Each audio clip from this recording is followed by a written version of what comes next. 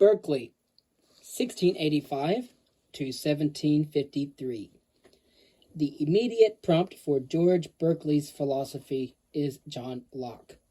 Berkeley agreed with Locke's empiricism, but could not accept his fudge over the skepticism that arises because of the veil of perception theory, the theory that our ideas are intermediaries between ourselves and a world that lies otherwise inaccessibly behind them and causes them.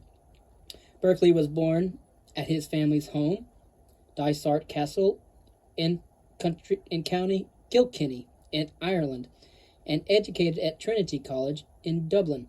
He took orders in the Church of Ireland and later became Bishop of Cloyne. As these facts show, he was a member of the Protestant ascendancy. English descended ruling elite.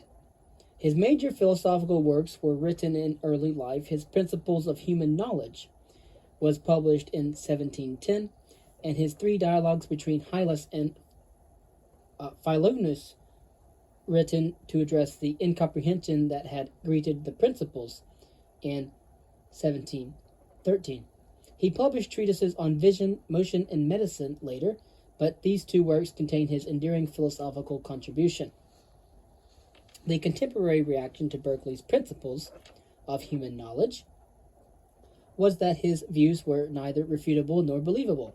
He is still either misunderstood or ignored by some philosophers, even though he is an influence on two 20th century schools of thought that will be met with later investigation: positivism and phenomenalism. Berkeley's philosophical view is often described as immaterialism, by which is meant a denial of the existence of matter, or more precisely, material substance. But he also famously argued in support of three further theses. He argued for idealism, the thesis that mind constitutes the ultimate reality. He argued that the existence of things consists in their being perceived, esse est percipi. And he argued that the mind, which is the substance of the world, is a single infinite mind. In short, God. These are four different theses, but they are intimately connected, the arguments for the first three sharing most of their premises and steps. Berkeley's aim in arguing for these theses was to refute two kinds of skepticism. One is epistemological skepticism, which says that we cannot know the true nature of things because of the perceptual and psychological contingencies that oblige us to distinguish appearance from reality in such a way that the latter lies hidden behind the former, so that knowledge of it is at least problematic and at worst impossible. The other is a theological skepticism, which Berkeley called atheism, and which in his view included not only denials of the existence of a deity, but also deism, the view that although the universe might have been created by a deity, it continues to exist without a deity's active presence. In opposing the first skepticism, Berkeley took himself to be defending common sense and eradicating causes of error and difficulty in the sciences. In opposing the second, he took himself to be defending religion. Berkeley took the root of skepticism to be the opening of a gap between experience and the world, forced by theories of ideas like Locke's, which involve supposing a twofold existence of the objects of sense: the one intelligible, or in the mind, the other real and outside the mind. Skepticism arises because for so long as men thought that real things subsisted without the mind, and that their knowledge was only so far forth real as it was conformable, to real things, it follows that they could not be certain they had any real knowledge at all. For how can it be known that the things which are perceived are conformable to those which are not perceived or exist outside the mind? The nub of the problem is that if we are acquainted only with our own perceptions and never with the things which are supposed to lie beyond them, how can we hope for knowledge of those things, or even be justified in asserting their existence? Berkeley's predecessors talked, as Locke had done, of qualities inhering in matter, and causing ideas in us which represent or even resemble those qualities. Matter or material substance is the technical metaphysical concept denoting a supposed corporeal basis underlying the qualities of things. Berkeley was especially troubled by the unempiricistic character of this view. If we are to be consistent in our empiricist principles, he asked, how can we tolerate the concept of something which by definition is empirically undetectable, lying hidden behind the perceptible qualities of things as their supposed basis? If the claim that matter is the substance underlying things cannot be defended, we have to look elsewhere. Berkeley's answer is provided by his answer to skepticism itself. This answer is to deny that there is a gap between experience and the world, in his and Locke's terminology, between ideas and things, by asserting that things are ideas. The argument is stated with admirable concision in the first 6 paragraphs of the Principles, its conclusion being the first sentence of paragraph 7, quote, "From what has been said, it follows that there is not any other substance than spirit, or that which perceives." Of course, spirit and mind are the same thing for Berkeley. All the rest of the Principles and 3 dialogues consist in expansion, clarification, and defense of this thesis. The argument is as follows. Berkeley begins in Lockean fashion by offering an inventory of the objects of human knowledge.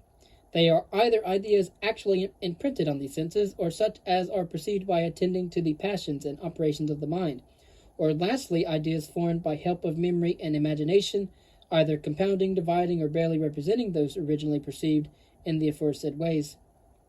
Ideas of sense, colors, shapes, and the rest are, quote, "observed to accompany each other," end quote.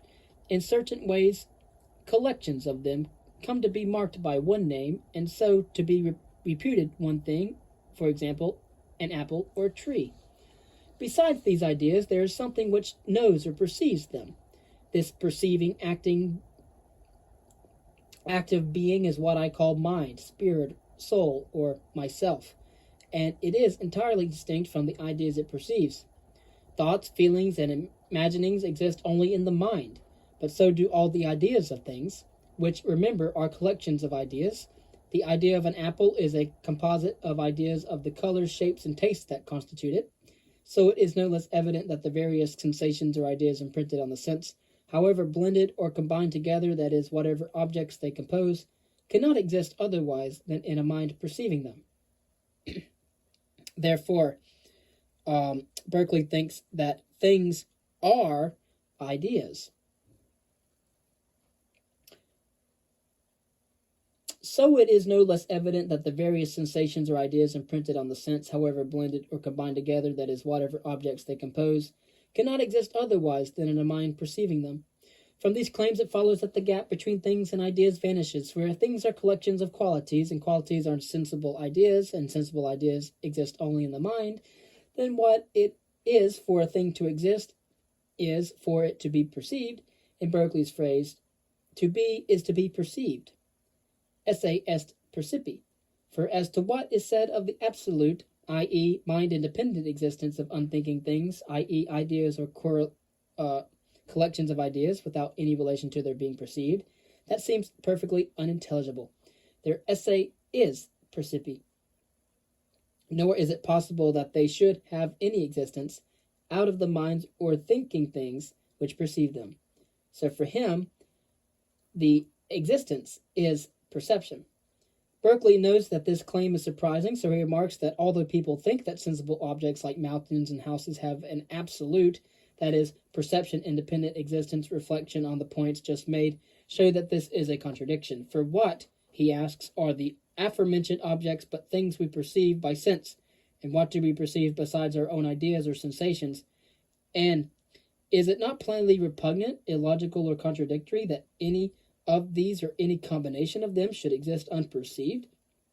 A point that requires immediate emphasis is that this argument, together with Berkeley's correlative denial of the existence of material substance, is not a denial of the existence of the external world and the physical objects it contains, such as tables and chairs, mountains and trees, nor does Berkeley hold that the world exists only because it is thought of by any one or more finite minds, such as yours or mine.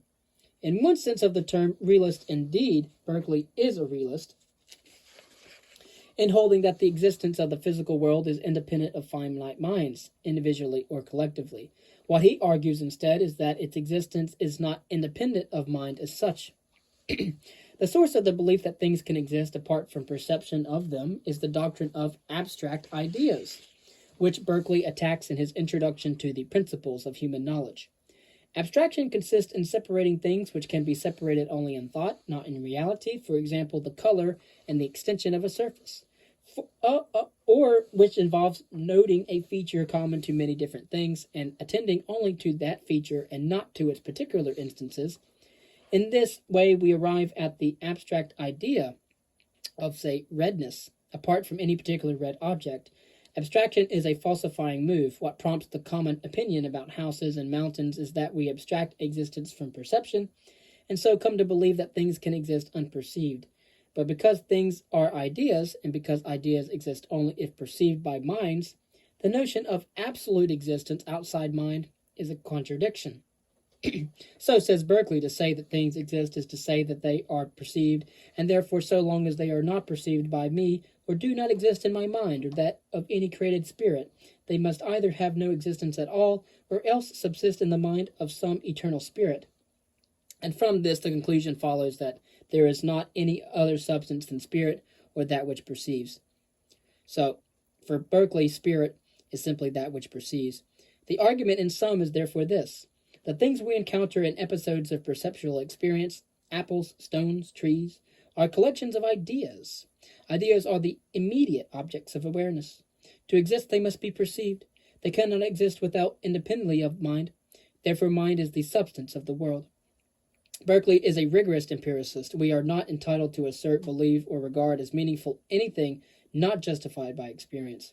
To deny that there is a seems is distinction is just another way of asserting that sensible objects or things in the world are collections of sensible qualities and hence of ideas. This shows that the concept of matter is redundant, Berkeley claims, because everything required to explain the world and experience of it is available in recognizing that minds and ideas are all there can be. But Berkeley adds to this a set of positive anti-materialist considerations. An important argument for materialism is that use of a concept of matter explains much in science. Berkeley summarizes the view thus: there have been a great many things explained by matter and motion.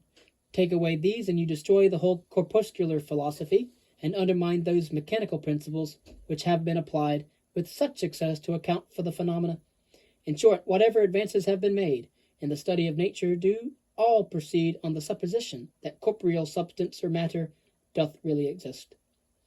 Berkeley's reply is that science's explanatory power and practical utility neither entail the truth of nor depend upon the materialist hypothesis, for these can equally, if not better, because more economically, be explained in instrumentalist terms.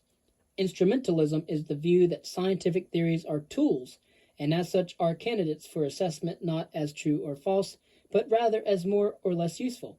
One does not ask whether a knife or a fork is true, but whether it is useful. And not merely useful in the case of scientific theories, but, as required by Occam's razor, as simply and economically useful as possible. Berkeley expressed his early version of instrumentalism as a doctrine of signs, in which the regularity and order among ideas reflect the steady will of God, which is so reliable that we can represent the connections thus observed as laws. Science is thus a convenient summary for practical purposes of what, at the metaphysical level of explanation, would be described in terms of the activity of infinite spirit. For Locke, the concept of primary qualities was important because experience of them puts us most closely in touch with independent reality. Berkeley rejected his view on the ground that nothing can be like an idea but an idea. An idea cannot be like a mountain or a tree. One idea can only be like another idea, two ideas of a tree, for example. Materialists hold that primary qualities are resemblances of things existing outside the mind, but since primary qualities are ideas, and only ideas can resemble ideas, it follows that neither they nor their archetypes can be in an unperceiving substance. Some of Berkeley's critics think he failed to separate the question of material substance from that of the primary-secondary quality distinction, since one can reject materialism while retaining the distinction. But this is in fact what Berkeley does, for he does not deny that there is a distinction between primary and secondary qualities. He recognizes that the former, the primary qualities, are available to more than one sense at a time. The latter, secondary qualities, not available to one sense only. That the former are measurable, the latter are not, or not so straightforwardly, and so on. But he points out that in the crucial respect of their relation to mind, they are on a par in being both sensible and hence mind-dependent. Berkeley took his argument to amount to a new and powerful argument for the existence of an infinite mind, or a deity. The best statement of his argument occurs in the second of the three dialogues, from the proposition, quote, that sensible things cannot exist otherwise than in a mind or spirit, end quote. Berkeley concludes not that they have no real existence, but that seeing they depend not on my thought and have an existence distinct from being perceived by me, there must be some other mind wherein they exist. This conclusion is a weaker one than there is a single infinite mind which perceives everything always. It establishes no more than that there is some other mind, who might, for all we know, be the next-door neighbor. But in the very next sentence, Berkeley adds, as sure, therefore, as the sensible world really exists, so sure is there an infinite, omnipresent spirit who contains and supports it. This is quite a leap. He tries to provide the missing step by saying, I perceive numberless ideas, and by an act of my will can form a great variety of them, and raise them up in my imagination. Though it must be confessed these creatures of the fancy are not altogether so distinct, so strong, vivid, permanent, as those perceived by my senses, which latter are called real things. From all which I conclude there is a mind which affects me every moment with all the sensible impressions I perceive. And from the variety, order, and manner of these, I conclude the author of them to be wise, powerful, and good beyond comprehension. This author, Berkeley a few lines later describes as the deity of revealed religion. The missing step is accordingly provided by a familiar argument from theology, the argument from design, while ignoring the problems of both moral and natural evil and the world's many imperfections. It was another philosopher who sought to argue that the existence of these imperfections shows that the world is in fact the best possible world that could be, since a perfect world would not be the best world for us. That philosopher was Leibniz.